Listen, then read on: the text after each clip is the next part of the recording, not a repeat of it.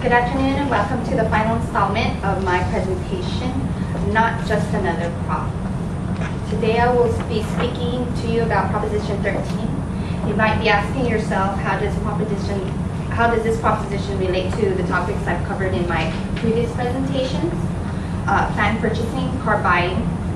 In detail, the basic steps I've covered both in planned purchasing and car buying should be used when purchasing your dream home.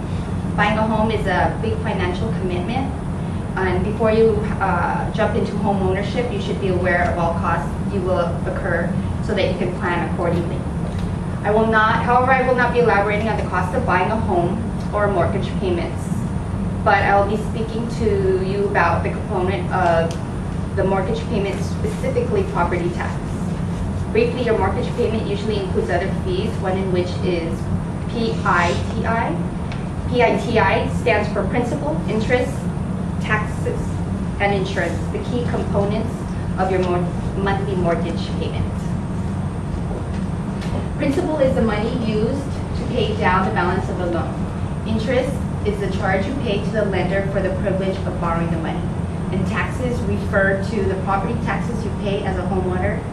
And insurance refers to both your property insurance and your private mortgage insurance.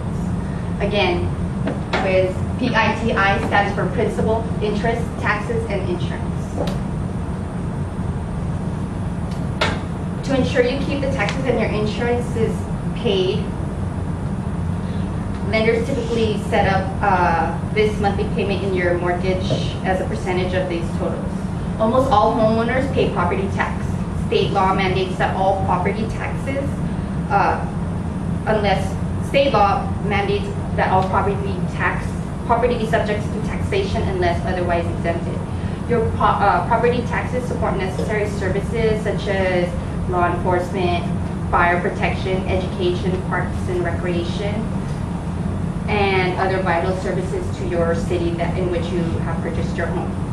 Property taxes are based on the assessed value of your property. In general properties that are owned and used by educational and charitable religious organizations may be exempt from certain property taxes. You may also qualify for certain exemptions if you're a veteran, things like that. Now that I have given you a foundation regarding property taxes, I will now elaborate on the controversial topic of Proposition 13. What is Proposition 13? In 1978, California voters passed Proposition 13, which substantially reduced property tax rates.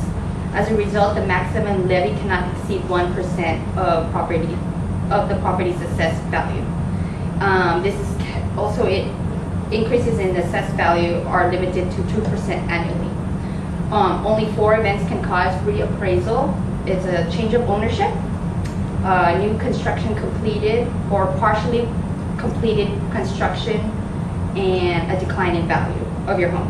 Basically, under Proposition Tax 13, value was rolled back to and frozen at 1976 assessed levels. Property taxes increased on any given property were limited to no more than 2% per year as long as the property was not sold.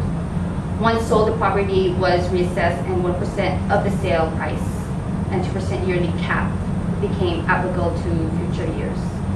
Basically, this allowed property owners to be able to estimate the amount of future property tax and determine the maximum amount taxes could increase as long as one owns the property. Positive effects. Homeowners have benefited.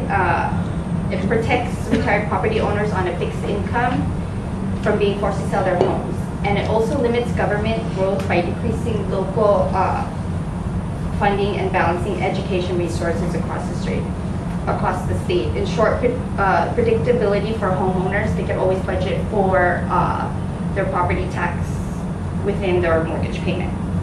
And governments can't raise taxes to support other fundings. It requires a 2/3 voter approval to change any of this. It's beneficial for homeowner stability, and it stops continual increases on property taxes when property values go up. And I have a video.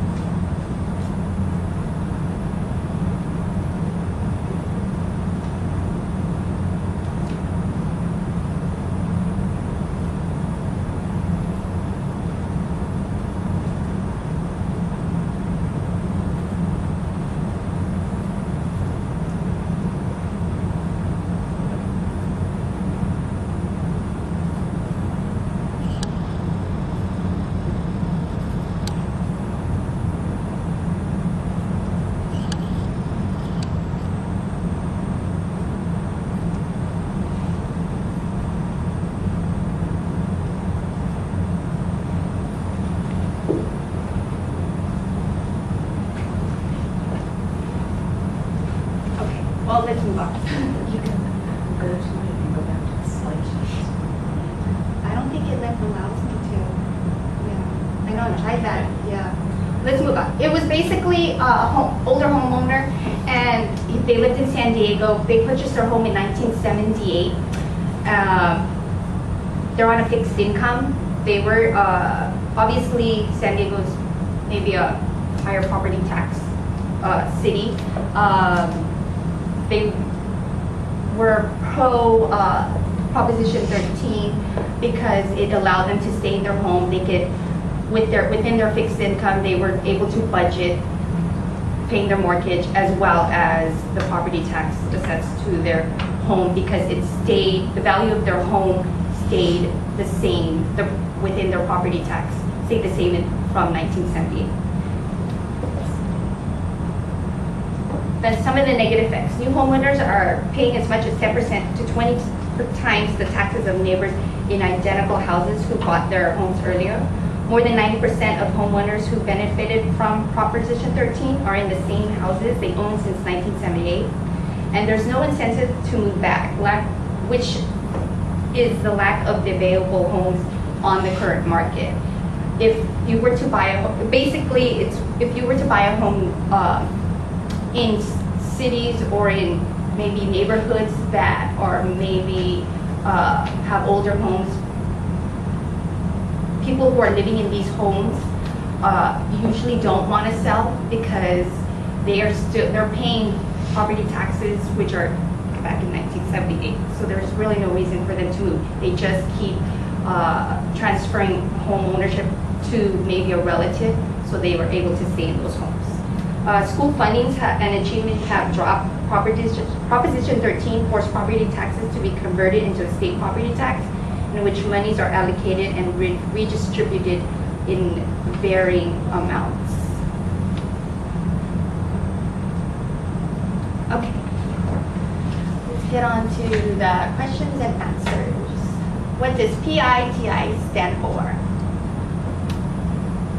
Yeah. Principal, interest, taxes, and insurance.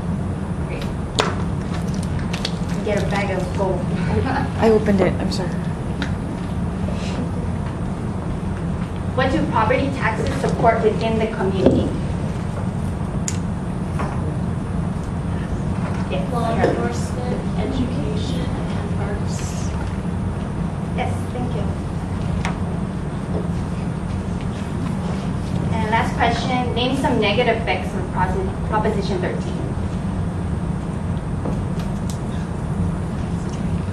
Go ahead. New homeowners have to pay the same amount as old homeowners. Exactly. And fewer homes on the market and lower schools for funding. Okay, I gave everyone a red and yellow circle. Let's play a game, not a game, but let's pretend that we're gonna reform this initiative. The red is obviously for no pass, and the yellow is for passing this initiative. I've given you some positives and some negative aspects. So if you want to think about how that probably would affect you maybe in the future. You think about when you want to buy a home.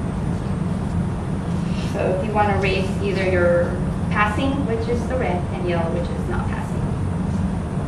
Go. Not passing. Not, but yeah, red means stop. Yeah. So you would pass it. Somebody want to explain maybe why? Or keep it, I guess, keep it. Well, I would say because it's going to help increase our schooling. It's like the worst it's ever been, and I know there's a lot of people that go to school here to become a teacher, and they're not hiring for like 5 more years. So I think it would definitely help stimulate the economy more than what people think. Okay. Now that you have some knowledge about Proposition 13, I hope when and if there is a reform on this initiative, you will be able to have an educated vote, considering both pros and cons of this topic. Thank you for your participation.